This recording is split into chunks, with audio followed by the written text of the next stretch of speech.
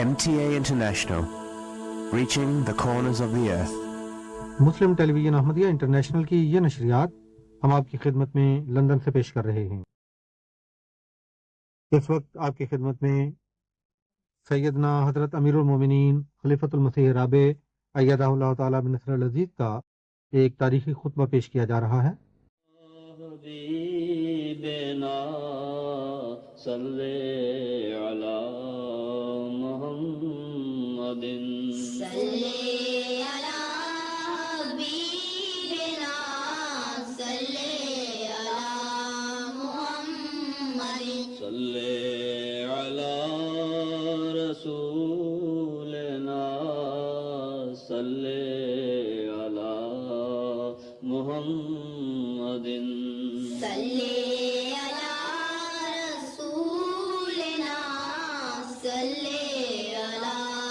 محمد صلی علی محمد صلی علی محمد صلی علی محمد صلی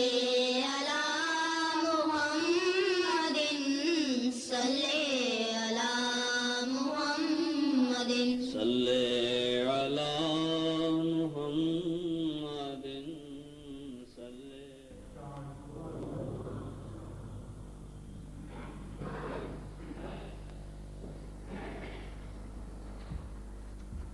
السلام علیکم ورحمۃ اللہ۔ اذان دے دیں۔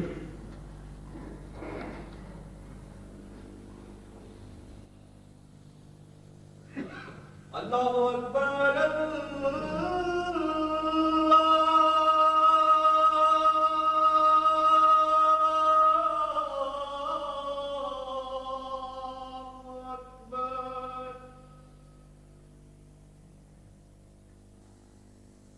اللہ اکبر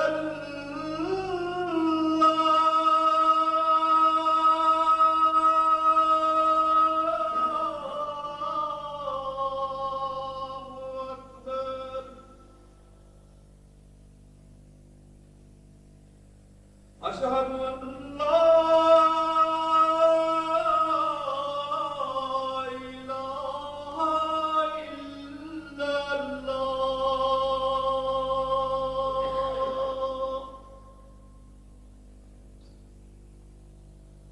اشہد ان لا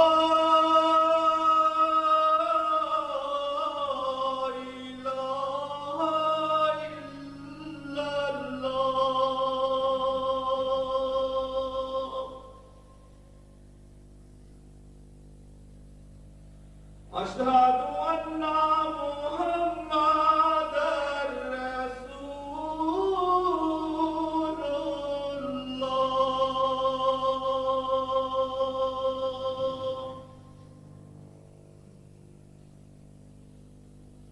اشہد ان محمد رسول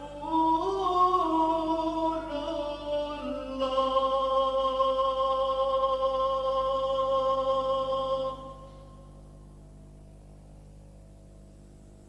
حی علی الصلاۃ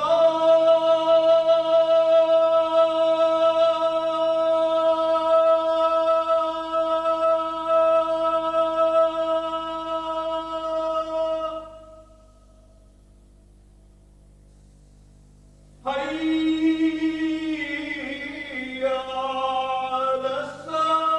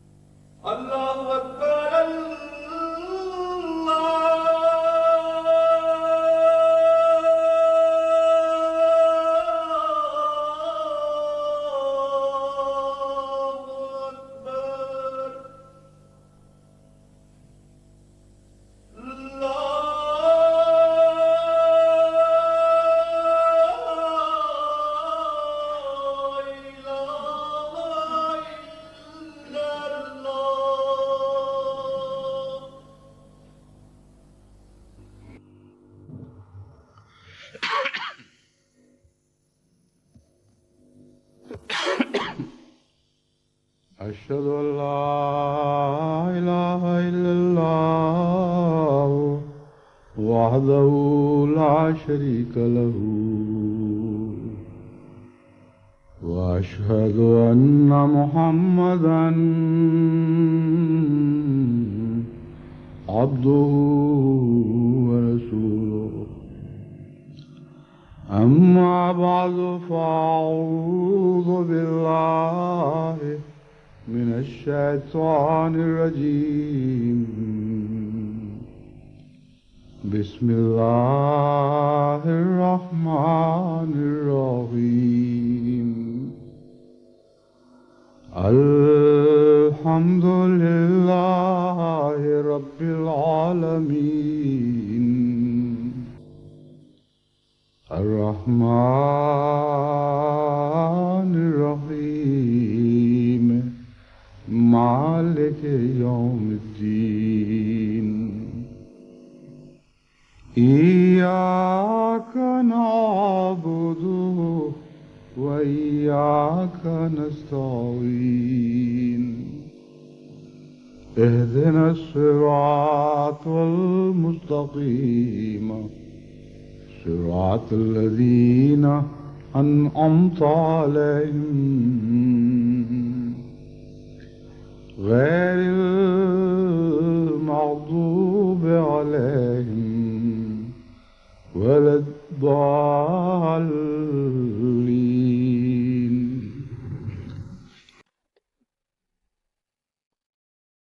1957 کا سال میری زندگی میں ایک لحاظ سے خاص اہمیت رکھتا ہے، کیونکہ اسی سال مجھے دو طرح سے نئی زندگی میں داخل ہونے کا موقع ملا۔ ایک تو میری ازدواجی زندگی کا آغاز 1957 کے آخر پر دسمبر کے مہینے میں ہوا، اور دوسرے اسی سال کے آخر پر حضرت مسلم معود رضی اللہ تعالیٰ عنہ نے وقف جدید کی تحریک کا آغاز فرمایا اور مجھے وقف جدید کی مجلس کا سب سے پہلا ممبر مقرر فرمایا، اور اس کے بعد ایک لمبے عرصے تک مجھے وقف جدید میں خدمت کا موقع ملا۔ اس لحاظ سے میری باقاعدہ جماعتی خدمت کا آغاز 1957 میں ہوا۔ اس واقعہ کو 35 سال گزر چکے ہیں، اور آج میں وقف جدید کے نئے سال کا اعلان کرنے والا ہوں۔ یہ نیا سال 36واں سال ہے۔ اللہ تعالیٰ نے اپنے فضل کے ساتھ وقف جدید کو اس عرصے میں غیر معمولی ترقی کی توفیق عطا فرمائی۔ شروع میں یہ تحریک بہت معمولی دکھائی دیتی تھی، آغاز بھی غریبانہ تھا اور چال چلن بھی غریبانہ۔ دیہات کے ساتھ اس کا تعلق تھا، اور دیہاتی معلمین جو اس تحریک کے تابع خدمت پر مامور تھے، ان کا ماہانہ گزارا بھی بہت ہی معمولی، بلکہ اتنا معمولی کہ ایک عام مزدور سے بھی بہت کم تھا۔ لیکن اللہ تعالیٰ کے فضل سے بڑی قناعت کے ساتھ اور بڑی خوش خلقی کے ساتھ انہوں نے ہر گزارے پر گزارا کیا، اور خدمت دین میں بہت جلد آگے بڑھنے لگے، یہاں تک کہ تھوڑے ہی عرصے کے اندر وقف جدید کا سالانہ بیعتوں کا ریکارڈ باقی اس قسم کی دوسری تمام انجمنوں کے اداروں یا تحریکات سے آگے نکل گیا، اور لمبے عرصے تک وقف جدید بیعتیں کروانے کے میدان میں اول رہی۔ اسی طرح وقف جدید کو ایک بہت ہی عظیم الشان خدمت کا تھر کے علاقے میں موقع ملا۔ یہ وہ علاقہ ہے جہاں ہندو بکثرت آباد ہیں، اور یہی ایک وہ علاقہ ہے جہاں آج بھی مسلمانوں کے مقابل پر ہندوؤں کی اکثریت ہے، لیکن اکثر ہندو اچھوت کہلانے والے ہیں، یعنی ہندوؤں کی طبقاتی تقسیم کے لحاظ سے سب سے نچلے درجے سے تعلق رکھتے ہیں۔ وقف جدید کا آغاز جس سال ہوا ہے اسی دوران عیسائیوں نے جو امریکہ سے غیر معمولی طور پر مدد حاصل کر رہے تھے، تھر کے علاقے پر وہاں کے باشندوں کو عیسائی بنانے کے لیے یلغار کی، اور اس لحاظ سے یہ الہی تحریک خاص طور پر اہمیت اختیار کر جاتی ہے کہ اگر وقف جدید کی تحریک جاری نہ ہوئی ہوتی اور جماعت احمدیہ کو تھر کے علاقے میں اس طرح خدمت کا موقع نہ ملتا تو بعید نہیں کہ وہاں بہت تیزی کے ساتھ عیسائیت پھیل جاتی۔ لیکن خدا تعالیٰ کے فضل سے اس بروقت تحریک کے نتیجے میں جب ہم نے معلمین تقسیم کرنے کے لیے مختلف علاقوں کے جائزے لیے تو معلوم ہوا کہ تھر کے علاقے میں بڑی شدید ضرورت ہے۔ ایک تو ویسے بھی ہندوؤں میں تبلیغ کی خاطر وہی علاقہ موزوں تھا، دوسرے علم ہوا کہ عیسائیوں نے بہت بڑی یلغار کر رکھی ہے اور امریکن غذائی امداد کا ایک بہت بڑا حصہ اس علاقے کی طرف منتقل کیا جا رہا ہے۔ چنانچہ جب میں نے وہاں دورہ کیا اور حالات کا جائزہ لیا تو عموماً یہی مشورہ دیا گیا کہ جماعت کی طرف سے بھی کوئی امدادی پروگرام مقابل پر جاری ہونا چاہیے، ورنہ یہاں کامیابی مشکل ہے۔ اس پر میں نے اس تجویز کو نہ صرف سختی سے رد کیا بلکہ آئندہ بھی ہمیشہ اس تجویز کی اس کے سوچ کے دروازے بھی سب پر بند کر دیے، اور میرا استدلال یہ تھا کہ جہاں تک دولت کے ذریعے مذہب تبدیل کرنے کا تعلق ہے، نہ ہم اس میدان کے کھلاڑی ہیں، نہ ہم اس بات کے قائل ہیں، نہ ہمیں توفیق ہے کہ ہم دنیا کی بڑی بڑی طاقتوں کا اس میدان میں مقابلہ کر سکیں۔ اگر ہم 1 روپیہ خرچ کریں تو امریکہ 10 لاکھ روپیہ خرچ کر سکتا ہے، اور اگر روپے کی لالچ میں یا لالچ نہ بھی کہیں، ضرورت مند کی مدد پوری کر کے اسے اپنی طرف متوجہ کرنا ہے تو ضرورت بے انتہا ہے، اسے آپ پورا نہیں کر سکتے۔ ایک پیاس بھڑکا دیں گے اور جس قسم کی پیاس بھڑکائیں گے اس قسم کا پانی آپ کے پاس نہیں ہوگا۔ اس لیے نہایت ہی جاہلانہ حرکت ہوگی اگر ہم مالی امداد کے ذریعے امریکن طاقتوں کا یا مغربی طاقتوں کا مقابلہ کریں۔ دوسرا پہلو یہ تھا کہ یہ لوگ غریب ہیں اور بہت ہی لمبے عرصے سے خود اپنے ہم مذہب لوگوں کی حقارت کا نشانہ بنے رہے ہیں، یعنی ہزارہا سال سے انسانی طبقات میں سب سے زیادہ ذلیل سمجھے جانے والے لوگ تھے۔ ان سے میں نے کہا کہ آپ ان کی ذلتوں میں اضافہ کرنے کا سوچ کس طرح سکتے ہیں؟ یہ غریب عزت دار ہیں، غربت میں بھی ان کو ابھی ہاتھ پھیلانے کی عادت نہیں، ان میں بھکاری کوئی آپ کو نظر نہیں آئے گا۔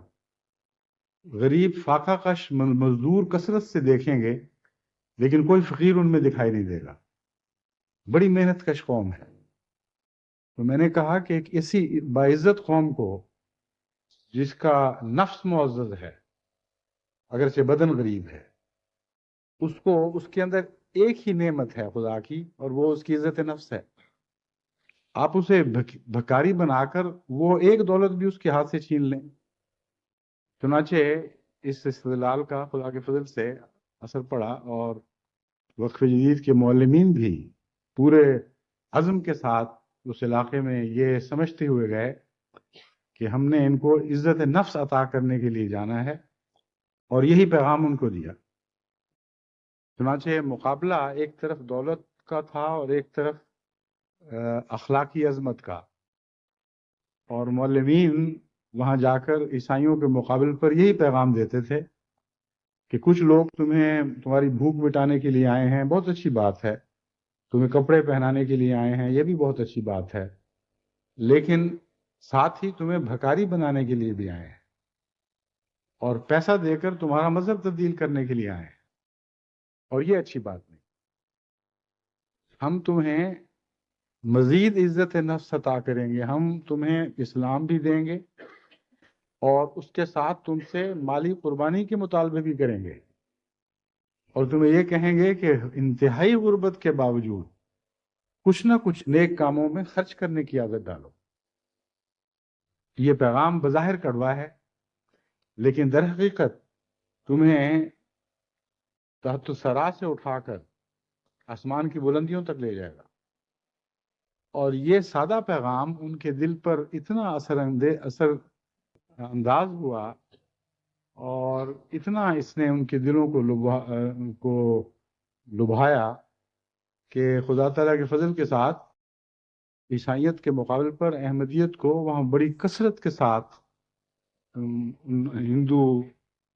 غریب اقوام کو اسلام میں داخل کرنے کی توفیق ملی، اور اس کے ساتھ ہی پھر ان کو اس نچلے طبقے سے اٹھا کر ایک بغیر طبقات کے سوسائٹی میں عزت کا مقام عطا کیا گیا۔ چنانچہ اس کے خلاف سب سے زیادہ رد عمل دیگر مسلمان تھری لوگوں نے دکھایا۔ جب ہم ان کے ساتھ بیٹھ کر چائے پیتے تھے یا کھانا کھاتے تھے تو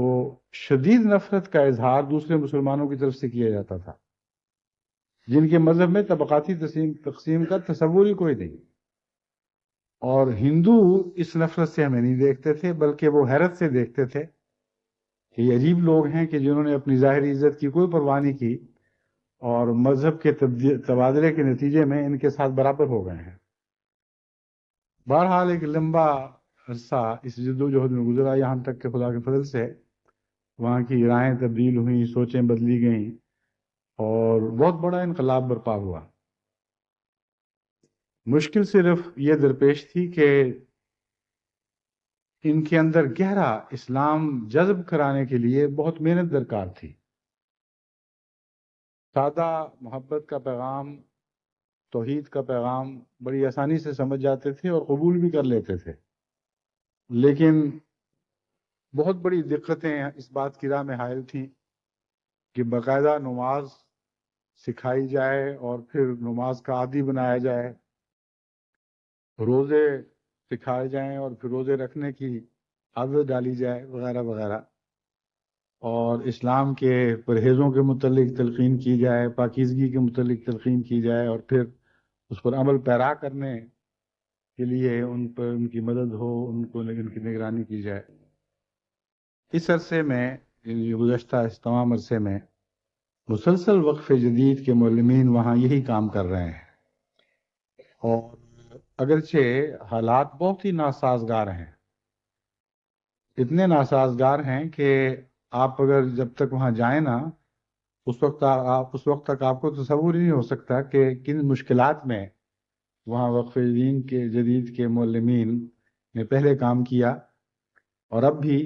اگرچہ مشکلات نسبتاً کم ہیں لیکن پھر بھی بہت مشکل حالات ہیں۔ میں جب پہلی دفعہ وہاں گیا تو پہلی تکلیف جو شدت سے محسوس ہوئی وہ پانی کا فقدان تھا۔ یعنی پانی میسر تو تھا مگر ایسا خوفناک کہ اسے پینے سے بجائے اس کے کہ پیاس بجھے الٹی آتی تھی اور طبیعت متلانے لگتی تھی۔ تیل کی طرح کا پانی مٹی کے علاقے میں، اور وہ بھی قیمتاً دے کر خریدنا پڑتا تھا، اور دنیا کی کوئی سہولت وہاں میسر نہیں تھی۔ وہ تو خیر کوئی ایسی معمولی بات ہے، بڑی عام دنیا کی جو موجودہ زمانے کی سہولتیں ہیں، اس کے بغیر بھی انسان بہت اچھی طرح گزارا کر سکتا ہے۔ زندگی کے انداز بدلنے پڑتے ہیں، لیکن پانی اچھا میسر نہ ہو تو زندگی بہت ہی تکلیف میں کٹتی ہے۔ بہرحال معلمین اس حالت میں وہاں مستقل رہتے تھے جس حالت میں ایک دو دن مجھ سے رہنا مشکل تھا، اور میں نے محسوس کیا کہ کس تکلیف میں یہاں گزارا کرتے ہیں۔ چنانچہ بعد میں کوششیں کی گئیں کہ کسی طرح ان کے پانی کے مسائل حل ہوں، اور خدا کے فضل سے بعد میں حل بھی ہوئے۔ لیکن اور آگے بڑھ کر ایک اور نئی مصیبت کا سامنا ہوا، وہاں پتہ چلا کہ بعض ایسے سانپ ہیں جن کو پیڑ کہتے ہیں، سندھی تلفظ میں پیڑ کہیں گے، نون اور اے کے درمیان کا لفظ ہے کوئی، یعنی پی جانے والا سانپ۔ اور وہ سانپ ڈستا نہیں بلکہ منہ کے ذریعے، وہ کہتے تھے کہ منہ پہ منہ رکھ کے سانس پی جاتا ہے، دراصل وہ زہر تھوکتا ہے اور اس کے زہر کا اثر گلے پر پڑتا ہے اور گلوں سے براہ راست آنکھوں پر حملہ کرتا ہے، اور اس کا مریض اگر بچ جائے تو اندھا ہو جاتا ہے۔ اور خود اس سانپ کی بھی یہ کیفیت ہے کہ اگر دن کی روشنی میں اس کی آنکھیں کھل جائیں تو وہ خود اندھا ہو جاتا ہے۔ اس لیے دن کے وقت بلوں میں، سوراخوں میں، مختلف اندھیری جگہوں میں، اینٹوں کے نیچے سر دے کر یہ سانپ سو جاتا ہے، اور دن کے وقت بچے اس سے کھیلتے ہیں، جس طرح رسی بٹتے ہیں، بٹی ہوئی رسی سے کھیلتے ہیں، اس طرح اس کو اپنے گرد گرد لپیٹتے اور ایک دوسرے کو سانٹے مارتے اس سے، اور کوئی خوف نہیں اس سانپ کا۔ لیکن جو ہی اندھیرا ہوتا ہے یہ باہر نکل کر مختلف جانداروں کے ساتھ لیٹ کر ان کے منہ پہ منہ رکھ کر تو اس میں تھوکتا ہے،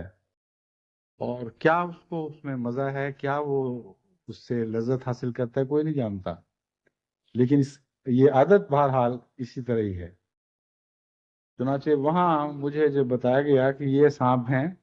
اور ہم نے دیکھے بھی، رات کو سفر کر رہے تھے، تو ایسی طبیعت میں کراہت پیدا ہوئی کہ ساری رات نیند نہیں آئی۔ آدمی سوچ بھی نہیں سکتا کہ اس کے ساتھ کوئی سانپ آ کے لیٹ جائے اور پھر منہ پہ منہ رکھ دے۔ تو وہ جو مختلف نظارے وہاں دیکھے، جس طرح معلم کام کر رہے ہیں، بڑا طبیعت پر گہرا اثر پڑا، اور اس کا فائدہ یہ ہوا کہ واپس جا کر ان کے زندگی کو نسبتاً بہتر بنانے کے لیے وقف جدید میں جو غریبانہ طاقت تھی وہ استعمال کی گئی، اور ان کے مسائل کو سمجھ کر پھر ان سے کام لیے گئے۔ بہرحال ان حالات میں وقف جدید نے وہاں کام کیا اور کر رہی ہے، اور عجیب حسن اتفاق ہے یا خدا کی تقدیر ہے، دونوں چیزیں اکٹھی ہوں گی، کہ ہندوستان میں جب وقف جدید کا اجرا ہوا ہے، اور خاص طور پر یہاں آنے کے بعد جب میں نے بیرونی دنیا میں بھی وقف جدید کی تحریک کی تاکہ ہندوستان میں وقف جدید کے کام کو پھیلایا جائے، تو وہاں بھی سب سے زیادہ کامیابی راجستھان کے علاقے میں ہی ہوئی ہے، اور یہ وہی علاقہ ہے جو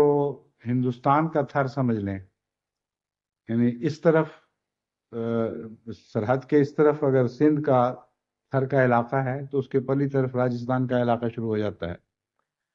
اور وہاں بھی معلمین خدا کے فضل سے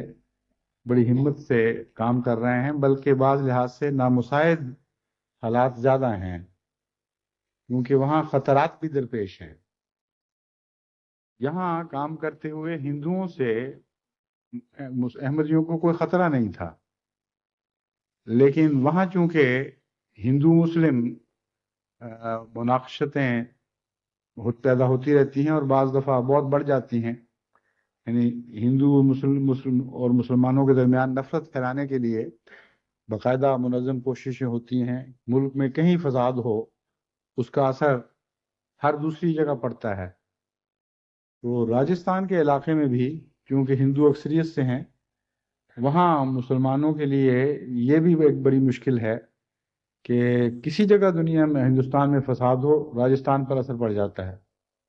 اور احمدی مبلغین پر بھی اثر پڑتا ہے، نئی جماعتیں جو قائم ہو رہی ہیں وہاں ان پر بھی اثر پڑتا ہے،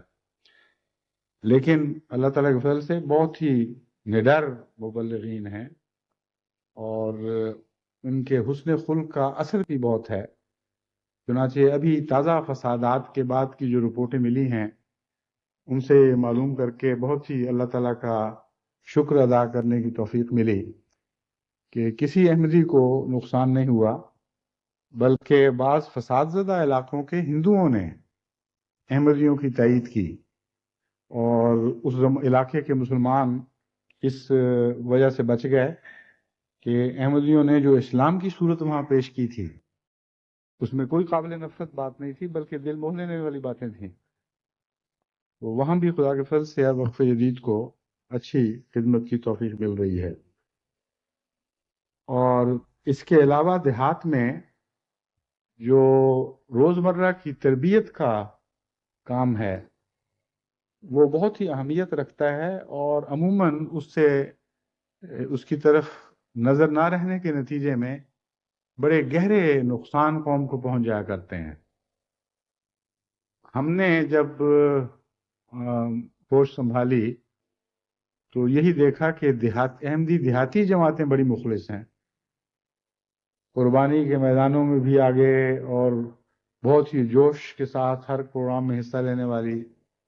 اور جلسوں میں سب سے زیادہ بلند آواز میں نعرہ ہے تکبیر بلند کرنے والی جماعتیں۔ اس زمانے میں یہ خیال بھی نہیں ہوا کہ اندرونی لحاظ سے علمی تربیت کی ان لوگوں میں کمی ہوگی، اور یہ کمی پھر آئندہ نسلوں پر اثر انداز ہوگی۔ چنانچہ ایک لمبے عرصے تک یہی تصور تھا کہ شہری جماعتوں کے مقابل پر دیہاتی جماعتیں ہر لحاظ سے زیادہ بہتر اور مخلص ہیں، لیکن جب حضرت مسلم موعود نے رضی اللہ تعالیٰ عنہ نے وقف جدید کی تحریک جاری فرمائی اور یہ نصیحت کی کہ دیہاتی علاقوں میں کام کرنا ہے، شہری علاقوں میں نہیں، اور وہاں تمہاری سب سے زیادہ ضرورت ہے، تو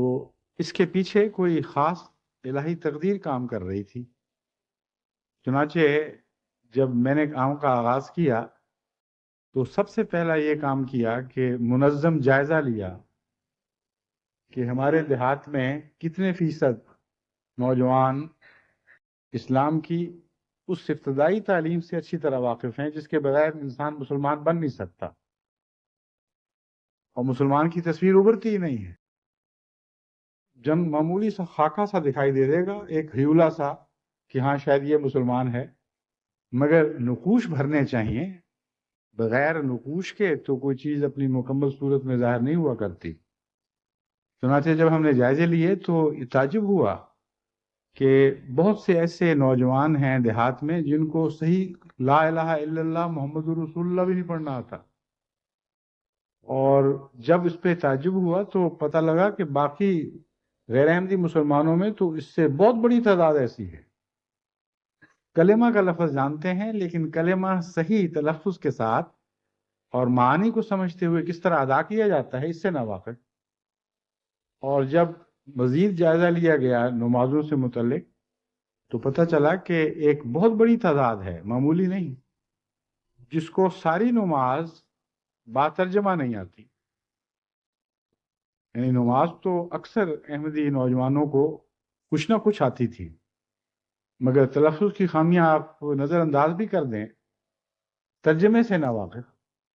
اور اگر نماز کا ترجمہ ہی نہ آتا ہو تو پھر نماز سے استفادے کا کیا سوال رہتا ہے۔ یعنی حکم کی اطاعت تو ہو جاتی ہے، مگر روز مرہ جو نماز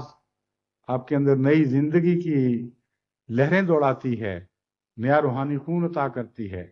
نشو و نما کرتی ہے، اس سے انسان محروم رہتا ہے۔ اب ماں کے پیٹ میں جنین تو ہوتا ہی ہے، لیکن بعض دفعہ مردہ جنین ہوتا ہے،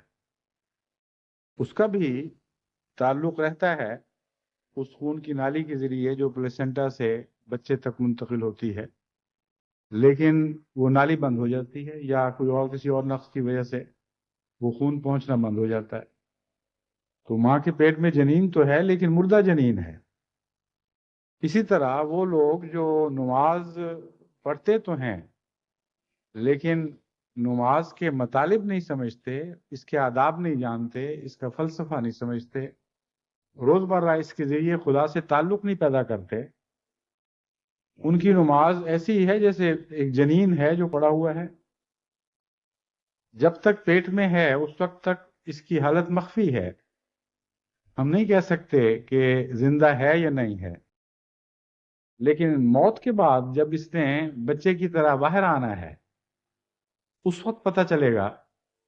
کہ اس نئی پیدائش میں اس میں جان پڑی تھی کہ نہیں پڑی تھی۔ بس اسی پہلو سے میں گزشتہ کچھ عرصے سے خطبات دے رہا ہوں کہ جب نمازیں پڑھتے ہیں تو زندگی حاصل کرنے کے لیے پڑھیں، اور اس کے لیے نماز کا ترجمہ آنا ضروری ہے، اس کے مطالب کا سمجھنا ضروری ہے، اور مختلف پہلوؤں سے نماز کی دنیا کی سیر کرنی ضروری ہے۔ ایک بہت بڑا جہان ہے جو روزانہ آپ پر کھلتا ہے، جہاں آپ کو لے جایا جاتا ہے اور سیر کرنے کے موقع دیے جاتے ہیں، اور بار بار یہ موقع میسر آتے ہیں۔ بہرحال یہ وہ مسائل ہیں جن کے پیش نظر اس وقت ہم نے یہ جائزہ لیا کہ وقف جدید کے معلم کن دیہات میں پہلے کام کریں، اور یہ جائزہ لینے کا مقصد یہ تھا کہ جہاں سب سے زیادہ ضرورت ہوگی، جہاں سب سے زیادہ لوگ نماز کے معانی سے غافل ہوں گے، دیگر روزمرہ کے مسائل سے ناواقف ہوں گے، وہاں وقف جدید کے معلمین کو پہلے بھیجا جائے گا۔ تو اس وقت جب سارے ملک کا جائزہ لیا گیا تو بغیر کسی کوشش کے، یعنی بغیر کسی ارادے کے، میرا پہلے یہ علم نہیں تھا کہ یہ حالات ظاہر ہوں گے، بغیر کسی ارادے کے مزید جستجو کا موقع ملا تو ایسی باتیں دریافت ہوئیں کہ جن سے توجہ اس طرف منتقل ہوئی کہ دیہات کے علاقے بعض پہلوؤں سے اخلاص میں بہت بہتر ہوتے ہیں،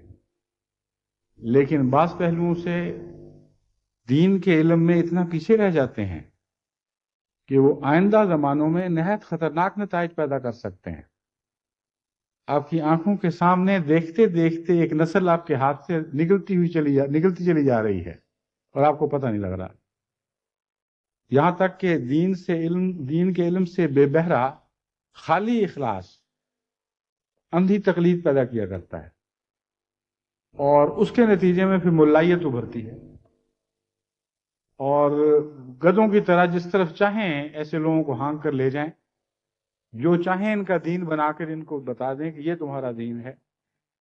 جو مسلک آپ کا ہو آپ ان کے ذمہ لگا دیں کہ یہی تمہارا مسلک ہے، بغیر سوال کیے، بغیر سوچے، بغیر کسی فکر اور تدبر کے یہ آنکھیں بند کر کے پیچھے لگ جانے والے لوگ بن جاتے ہیں۔ تو اس پہلو سے جب میں نے اسلامی تاریخ کا جائزہ لیا تو وقف جدید کے ذریعے حاصل ہونے والے اعداد و شمار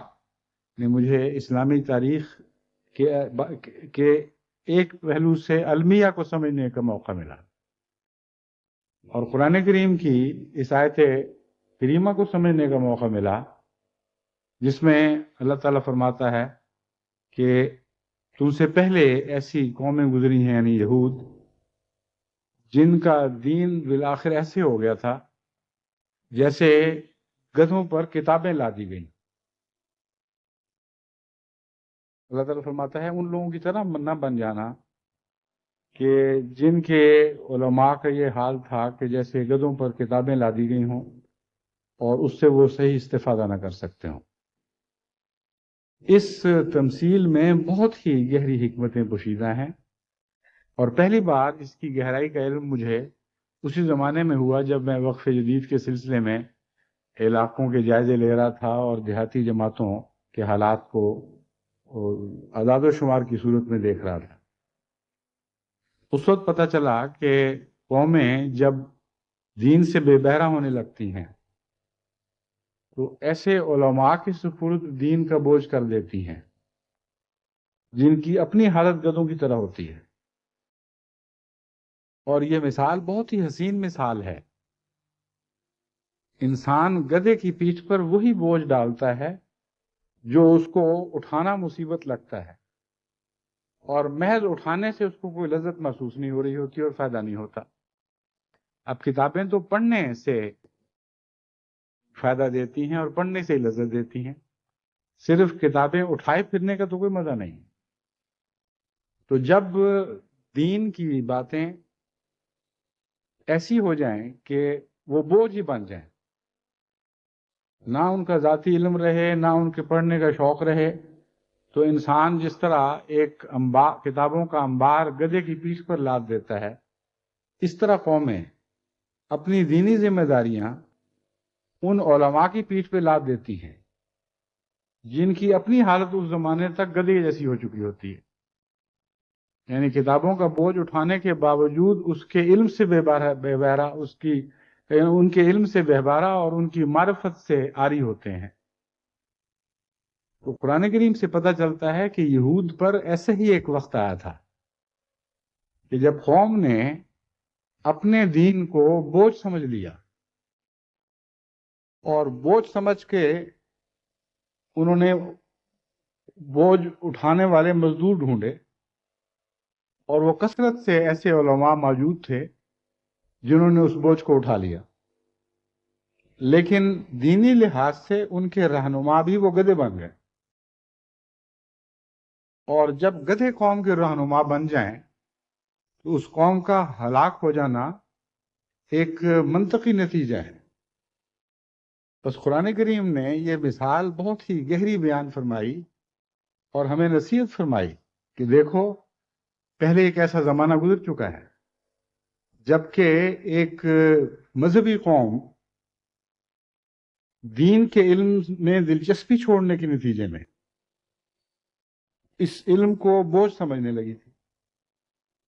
اور یہ نفسیاتی حالت جب قوم کی ہو جائے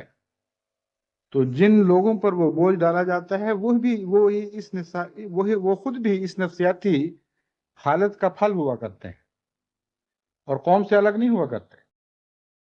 چنانچہ بوجھ تو اٹھا لیتے ہیں لیکن علم وہ بھی حاصل نہیں کرتے، اور ایسے لوگ گدھوں کی طرح ہوتے ہیں. آیت مثل الذین حملوا التوراۃ ثم لم یحملوها کمثل الحمار یحمل اسفارا. یہ وہ آیت ہے جس کی طرف میں اشارہ کر رہا ہوں. مثل الذین حملوا التوراۃ، ان لوگوں کی مثال جن کو تورات عطا کی گئی تھی، تورات کی ذمہ داریاں جن پر ڈالی گئی تھیں، ثم لم یحملوها، پھر وہ ذمہ داریاں ادا کرنے سے کترانے لگے اور ان ذمہ داریوں سے پیچھ پھیر لی. کا مثل الحمار یحمل اسفارا، ایک ایسے گدھے کی سی مثال ہے جو کتابوں کا بوجھ اٹھائے ہوئے ہیں. اب اس میں ایک طرف یہ ہے کہ انہوں نے بوجھ اٹھانا چھوڑ دیا، دوسری طرف ہے کہ گدھے کی سی مثال ہے جس نے بوجھ اٹھایا ہوا ہے. تو کیا مطلب بنتا ہے؟ وہی مطلب بنتا ہے جو میں پہلے تفصیل سے آپ کے سامنے رکھ چکا ہوں کہ قوم کو خدا تعالیٰ ذمہ داریوں کے طور پر شریعت عطا کرتا ہے، وہ بوجھ سمجھنے لگتی ہے اور اس کی ذمہ داریاں ادا کرنے سے انکار کرتی ہے، تو وہ بوجھ قوم کا ایک حصہ ضرور اٹھاتا ہے، لیکن ایسے ہی اٹھاتا ہے جیسے گدھے کتابیں اٹھانے والے ہوں. بہرحال میں بتا رہا ہوں اس زمانے میں جب وقف جدید سے منسلک ہو کر میں نے سارے پاکستان میں اور مشرقی پاکستان بھی اس وقت ہمارے ملک کا حصہ تھا، جائزے لیے، تو اس قسم کے ہولناک قوائف نظر کے سامنے آئے. اس وقت خیال آیا کہ اگر آغاز اسلام سے ہی دیہات کی طرف نظر رکھنے کے کوئی انتظام کیے جاتے تو جس طرح بعد میں اسلام فرقوں میں بٹ گیا ہے، کوئی بعید نہیں تھا کہ اس ہلاکت سے مسلمانوں کو بچایا جا سکتا. شہروں پر نظر رہتی ہے عموماً لوگوں کی، اور دیہات کو تو گہری نظر سے نہیں دیکھتے، اور دیہات میں ہی پہلے علمی لحاظ سے کمی محسوس ہوتی ہے، اور دیہات میں ہی جہالت کے نتیجے میں چند علماء پر اعتماد پیدا ہونا شروع ہو جاتا ہے، اور سمجھا جاتا ہے کہ جو کچھ یہ کہیں وہی ٹھیک ہے.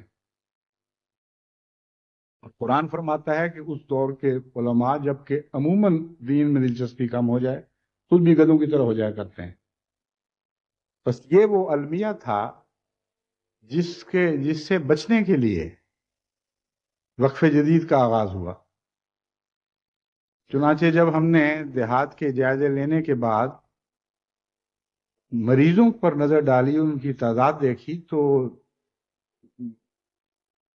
اس خیال سے وحشت ہوتی تھی کہ اتنی جائز ضرورتیں اس کثرت کے ساتھ ہیں اور ہم ان کو پورا نہیں کر سکتے۔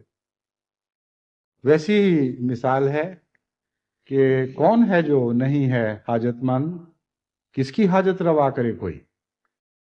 سینکڑوں ہزاروں مطالبے تھے، جس گاؤں کا بھی جائزہ لیا گیا، جس علاقے کا جائزہ لیا گیا، ہر علاقہ پیاسا تھا، ہر جگہ علم کی بھوک تھی، اور ایک طلب تھی کہ ہمارے پاس آدمی بھیجو، ہمارے پاس آدمی بھیجو۔ اور گنتی کے کل مبلغ غالباً پہلی جو کھیپ تھی وہ 53 تھے، پھر وہ 70 ہوئے، پھر آہستہ آہستہ ان کی تعداد بڑھنے لگی۔ وقف جدید نے ایک بہت ہی اہم ضرورت کو پورا کرنے کی کوشش کی، اور وہ ضرورت ابھی تک باقی ہے، اور اس ضرورت کا احساس ہے جو بعض علاقوں میں نہیں ہے، لیکن رفتہ رفتہ ہوتا چلا جائے گا۔ اور یہ ایک ایسی ضرورت ہے جو دائمی ضرورت ہے۔ اس لیے وقف جدید کی تحریک بھی عارضی تحریک نہیں بلکہ ایک دائمی تحریک ہے۔ ابھی تک پاکستان میں جتنے وقف جدید کی معلمین کی ضرورت ہے، اس کا 10واں حصہ بھی ہم پورا نہیں کر سکے۔ مشرقی پاکستان جو پہلے کہلاتا تھا بنگلہ دیش ہے، وہاں کی بھی ضرورت ہماری طاقت سے اس وقت بہت زیادہ ہے۔ ہندوستان میں تو بہت ہی تکلیف دہ حالت ہے، کیونکہ مالی لحاظ سے جماعت نسبتاً غریب ہے، اور کچھ عرصے عدم توجہی کے نتیجے میں وہاں کے مالی قربانی کا معیار بھی گر گیا تھا۔ اب خدا کے فضل سے پھر بہتر ہو رہا ہے۔ اس لحاظ سے جتنی ضرورت ہے اس کے مقابل پر ہم ضرورت پورا کرنے کے لیے بہت کم مواد رکھتے ہیں۔ مبلغین کے لحاظ سے بھی بہت کم تعداد ہے، اور اموال کی ضرورت کے لحاظ سے بھی ایک عرصے تک بہت کمی محسوس ہوتی رہی۔ افریقہ جا کر آپ دیکھیں تو آپ کو معلوم ہوگا کہ خدا کے فضل سے بعض علاقوں میں بہت تیزی کے ساتھ جماعتیں پھیل رہی ہیں، لیکن جماعتوں کے پھیلنے کا یہ مطلب تو نہیں کہ ہم نے اپنے مقصد کو حاصل کر لیا۔ مقصد کا آغاز تو پھیلنے کے بعد ہوتا ہے۔ جب کوئی علاقہ احمدیت کو قبول کر لیتا ہے تو اس علاقے میں روحانی انقلاب برپا کرنا احمدیت کا کام ہے۔ اگر قبول نہیں کرتا تو وہ کام ہی نہیں شروع ہوتا۔ اس لیے بیعتیں کروانا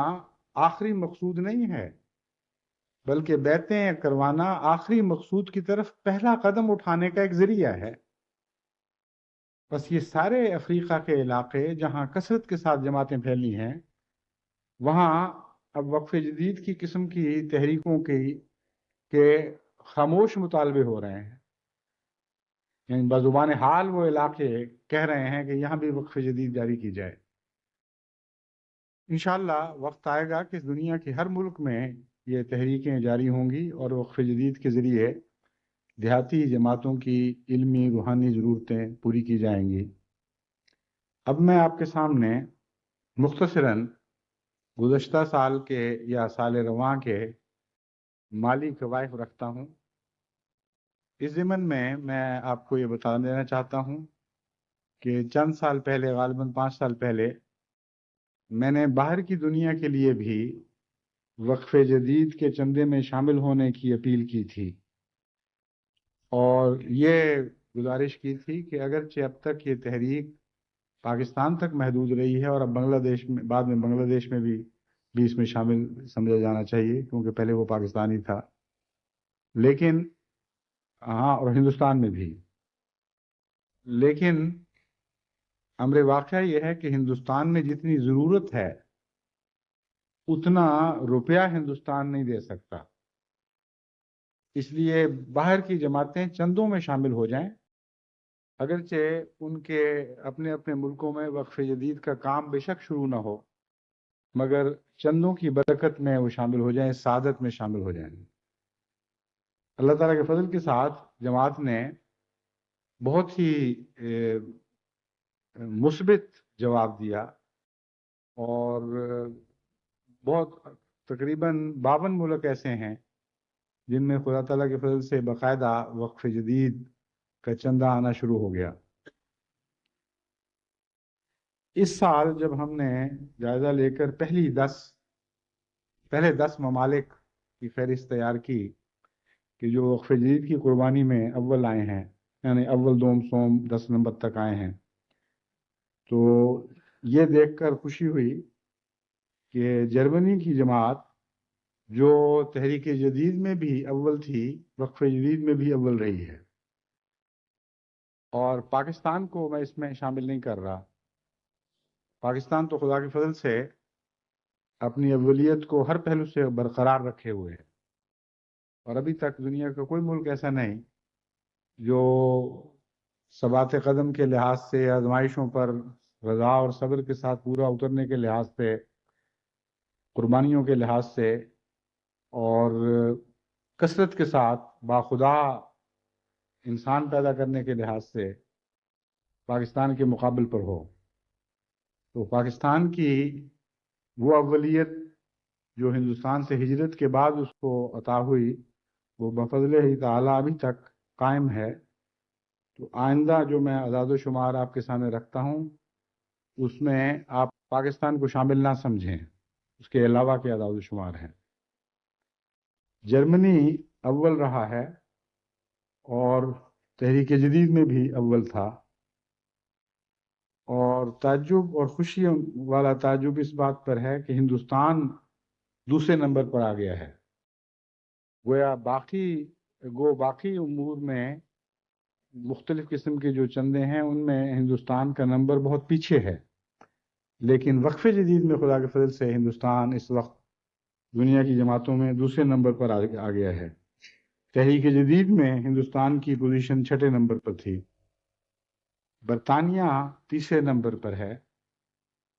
اور امریکہ 4 نمبر پر۔ برطانیہ تحریک جدید میں 2 نمبر پر تھا، تو ایک سیڑھی نیچے اترا ہے وقف جدید کے معاملے میں، اور اسی طرح امریکہ نے بھی اور کینیڈا نے بھی یہی نمونہ دکھایا ہے۔ حضرت مسیح موعود علیہ السلام کا ایک شعر اس کا برعکس مضمون دکھاتا ہے۔ آپ حضرت صلی اللہ علیہ وآلہ وسلم کو عرض کرتے ہوئے کو مخاطب کرتے ہوئے عرض کرتے ہیں کہ ہم ہوئے خیر امم تجھ سے ہی اے خیر رسول، تیرے بڑھنے سے قدم آگے بڑھایا ہم نے۔ لیکن یہاں معلوم ہوتا ہے کہ امریکہ اور کینیڈا برطانیہ کو مخاطب کر کے کہہ رہا ہے کہ تیرے گھٹنے سے قدم آگے گھٹایا ہم نے۔ ایک قدم تو اترا ہے تو ہم بھی ایک ہی قدم اترے ہیں۔ تو تحریک جدید کے مقابل پر وقف جدید میں جو مثال برطانیہ نے قائم کی وہی امریکہ نے اختیار کی، اور کینیڈا نے بھی، اور انڈونیشیا نے بھی۔ کافی دور دور تک آپ کی مثالوں کے اثر پہنچے ہیں، آپ کے نمونے کے اثر پہنچے ہیں، اور ماریشس بھی اسی طرح اسی نمونے پر ہے، یعنی ایک ایک سیڑھی سارے نیچے اتر گئے ہیں۔ لیکن ایک خوشی کی بات ہے کہ ناروے جو 8ویں نمبر پر ہے، اس کا پہلے تحریک جدید میں کہیں کوئی شمار ہی نہیں تھا۔ یہ بھی جس طرح ڈارک ہارس ہوتا ہے گھڑ دوڑ میں، ایک نامعلوم انسیڈڈ پلیئر کی طرح اچانک وقف جدید میں ایک پوزیشن حاصل کر گیا ہے۔ اور ڈنمارک بھی اسی طرح تحریک جدید کے مقابلے میں شامل نہیں ہو سکا تھا، لیکن 9ویں نمبر پر آ گیا ہے۔ اور ہالینڈ 10ویں نمبر پر ہے، پہلے بھی 10ویں نمبر پر تھا، اس نے اپنی پوزیشن برقرار رکھی ہے۔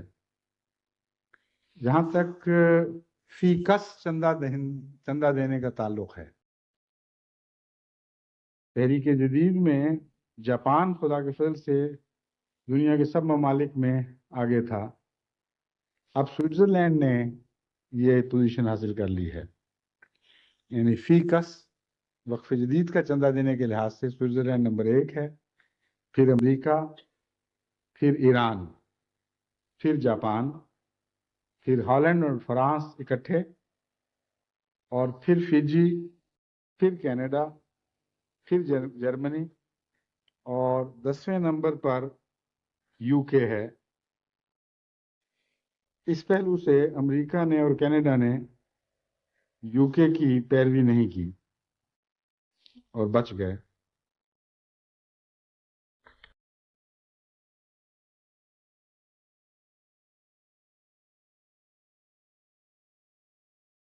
کل وعدوں کا جہاں تک تعلق ہے،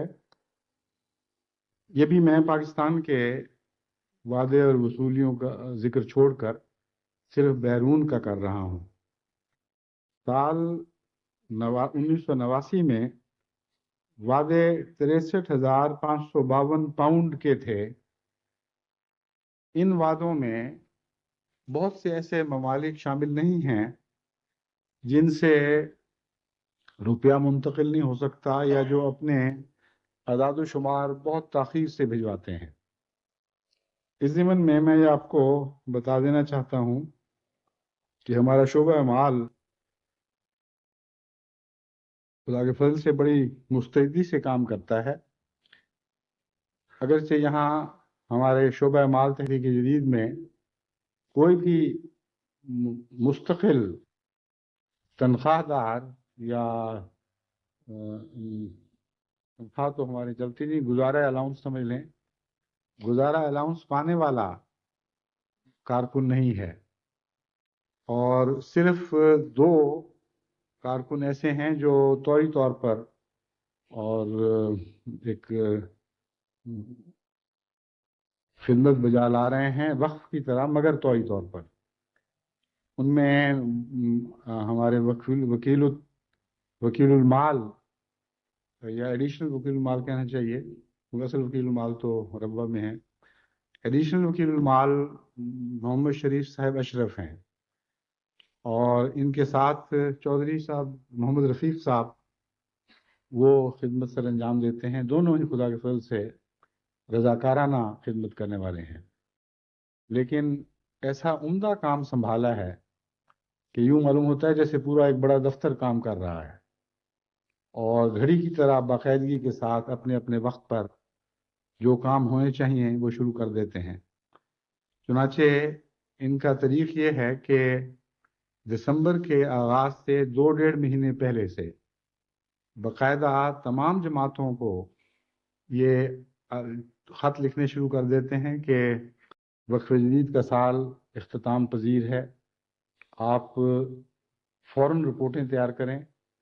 اور دسمبر کے آغاز سے پہلے پہلے اس دفتر تک پہنچ جانی چاہیے۔ اس پہلو سے جو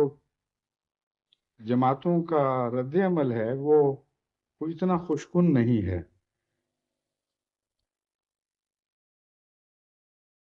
لیکن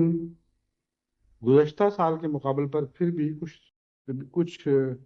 بہتر رسپانس یا جواب ہے۔ گزشتہ سال 20 جماعتوں نے بر وقت رپورٹ بھجوائی تھی، ان سال 26 جماعتوں سے بر وقت رپورٹیں موصول ہوئی ہیں، اور جہاں تک باقاعدہ رپورٹوں کا آنے کا تعلق ہے، خواہ وہ وقت پر آئی ہوں یا بعد میں، تو خدا کی فضل سے ان سال 52 مختلف ممالک سے، یعنی گزشتہ سال، اس سال تو بھی آئیں گی باقی، 52 مختلف ممالک سے رپورٹیں آئی تھیں۔ ان 52 کے اعداد و شمار پر انحصار کرتے ہوئے یہ اعداد و شمار جو میں آپ کے سامنے پیش کر رہا ہوں بنائے گئے ہیں۔ اس لیے ان کے متعلق ایک بات یاد رکھنی چاہیے کہ کچھ اندازے ان میں شامل ہیں۔ رپورٹیں اب تک 52 میں سے صرف 26 کی ملی ہیں، اور باقی جو رپورٹیں ہیں وہ ہم نے گزشتہ سال کے اعداد و شمار کو شامل کر لیا ہے۔ اس پہلو سے جو اعداد و شمار بنیں گے ان میں خدا کے فضل سے بہتری تو ہو سکتی ہے، کمی نہیں آئے گی۔ یعنی 26 ممالک کے اعداد و شمار مینوان وہی ہیں جو واقعتاً ہیں، اور باقی کے متعلق اندازہ ہے کہ پچھلے سال جیسی بھی قربانی اگر کریں وہ تو اتنی وصولی ان کی طرف سے ہو جانی چاہیے۔ اس تمہید اور تعارف کے بعد اب میں اعداد و شمار پھر دوبارہ پڑھتا ہوں۔ سال گزشتہ کل وعدے 63,552 پاؤنڈ کے تھے اور کل وصولی 69,012 پاؤنڈ کی تھی۔ سال 90 میں خدا کے فضل سے وعدوں میں بھی ترقی ہوئی اور 86,867 کے وعدے ہوئے اور وصولی میں بھی ترقی ہوئی اور 87,255 کی وصولی ہوئی۔ جہاں تک شامل ہونے والوں کا تعلق ہے، گزشتہ سال یہ تعداد 23,227 تھی، یعنی سارے پاکستان سے باہر کے دنیا کے ممالک میں 23,227 ایسے خوش نصیب تھے جنہوں نے وقف جدید کی تحریک میں حصہ لیا۔ ان سال 29,721 ہیں، یعنی کسی قدر اضافہ ہے۔ پچھلے سال بچگان کی تعداد صرف 6 ممالک سے موصول ہوئی تھی، حالانکہ بچوں کے متعلق تو شروع سے ہی یہ تحریک بہت زور دے رہی ہے۔ حضرت مسلم موعود نے اس طرف بہت توجہ دلائی کہ زیادہ سے زیادہ بچوں کو اس میں شامل کرنا چاہیے۔ چنانچہ حضرت خلیفۃ المسیح ثالث تو اپنے تمام خلافت کے عرصے میں وقف جدید کی تحریک سے متعلق بڑوں کے چندوں کے مقابل پر بچوں کے چندوں میں زیادہ دلچسپی لیا کرتے تھے، اور جب میں اعداد و شمار پیش کیا کرتا تھا تو پوچھا کرتے تھے کہ بچوں میں بتاؤ کتنا اضافہ ہوا۔ اس میں حکمت ایک یہ تھی، اور بہت بڑی حکمت ہے، کہ چندے سے زیادہ ہمیں اگلی نسل کے اخلاص میں دلچسپی ہونی چاہیے۔ اگر ہم بچوں کو شروع ہی سے خدا کی راہ میں دینی مالی قربانی کا مزہ ڈال دیں اور اس کا چسکا ان کو پڑ جائے تو آئندہ ساری زندگی یہ بات ان کی تربیت کے دوسرے معاملات پر بھی اثر انداز رہے گی، اور جس کو مالی قربانی کی عادت ہو وہ خدا کے فضل سے عبادتوں میں بھی بہتر ہو جاتا ہے، جماعت سے عمومی تعلق میں بھی اچھا ہو جاتا ہے، اور بہت ہی اہم ذریعہ ہے یہ اس کی روحانی زندگی کی ضمانت کا۔ تو حضرت خلیفۃ المسیح ثالث مجھے ہمیشہ بچوں کے متعلق زیادہ تاکید کیا کرتے تھے، اور سوال بھی یہی ہوا کرتا تھا کہ بتاؤ بچوں نے کتنوں نے حصہ لیا ہے۔ بعض دفعہ ہم اپنی ضرورت پوری کرنے کے لیے بعض دوستوں سے بڑے بڑے وعدے لے لیا کرتے تھے، تو حضرت خلیفۃ المسیح ثالث کو میں نے کبھی اس پر زیادہ راضی ہوتے نہیں دیکھا۔ وہ یہی کہا کرتے تھے کہ بجائے اس کے کہ بعض لوگوں سے زیادہ لو، زیادہ لوگوں سے کم بے شک لو، لیکن زیادہ لوگوں سے لو۔ چنانچہ اسی لیے میں نے بھی ہمیشہ یہی زور دیا ہے کہ زیادہ تعداد میں احمدی شامل ہوں اور خصوصیت سے بچے۔ تو ان سال میں یہی توجہ دلاتے ہوئے اپنے اس خطاب کو ختم کرتا ہوں کہ خدا کے فضل سے اگرچہ بیرونی جماعتیں بغیر کسی مرکزی محنت کے از خود وقف جدید کے چندے میں دلچسپی لے رہی ہیں اور دن بدن آگے بڑھ رہی ہیں، لیکن اس سال اس بات پر بہت زور دیں کہ شامل ہونے والوں کی تعداد بڑھائی جائے اور اگلی نسل کے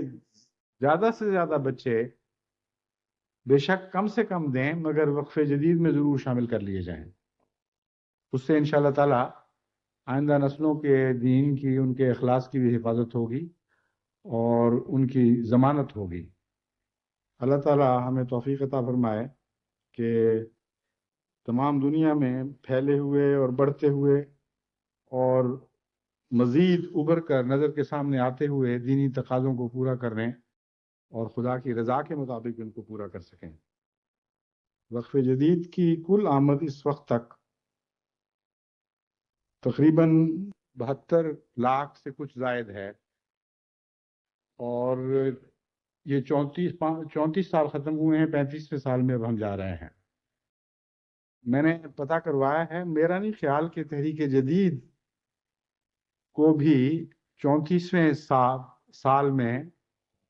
72 لاکھ کے لگ بھگ آمد ہوئی ہو۔ اس لحاظ سے اگرچہ شروع میں یہ تحریک بہت پیچھے تھی تحریک جدید کے مقابل پر، لیکن بعد میں اس کا قدم تیز تر ہو گیا ہے۔ تو جب اعداد و شمار آئیں گے تو پھر آئندہ میں آپ کو وہ بتا دوں گا کہ کیا موازنہ ہے، لیکن بہرحال 1 کروڑ کا ٹارگٹ اب ہمیں اپنے سامنے نظر آ رہا ہے۔ اگر ہم افراد کی تعداد بڑھا کر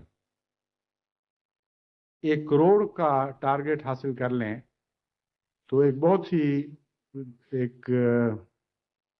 دل کو مطمئن کرنے والی بات ہوگی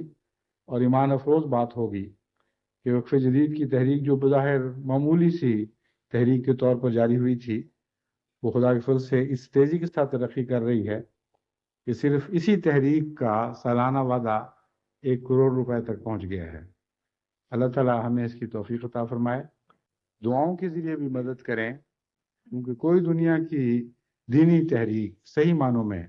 پنپ نہیں سکتی اور بارآور ثابت نہیں ہو سکتی جب تک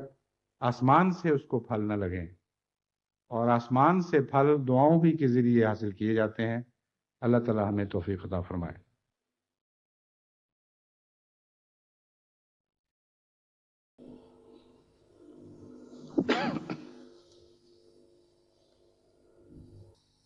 الحمد لله نحمده ونستعينه ونستغفره ونؤمن به ونتوكل عليه ونعوذ بالله من شرور أنفسنا ومن سيئات أعمالنا، من يهده الله فلا مضل له ومن يضلله فلا هادي له، ونشهد أن لا إله إلا الله وحده لا شريك له، ونشهد أن محمدا عبده ورسوله۔ عباد الله رحمكم الله، إن الله يأمر بالعدل والإحسان وإيتاء ذي القربى وينهى عن الفحشاء والمنكر والبغي، يعظكم لعلكم تذكرون۔ اذكروا الله يذكركم وادعوه يستجب لكم۔ ما كان محمد أبا أحد من رجالكم ولكن رسول الله وخاتم النبيين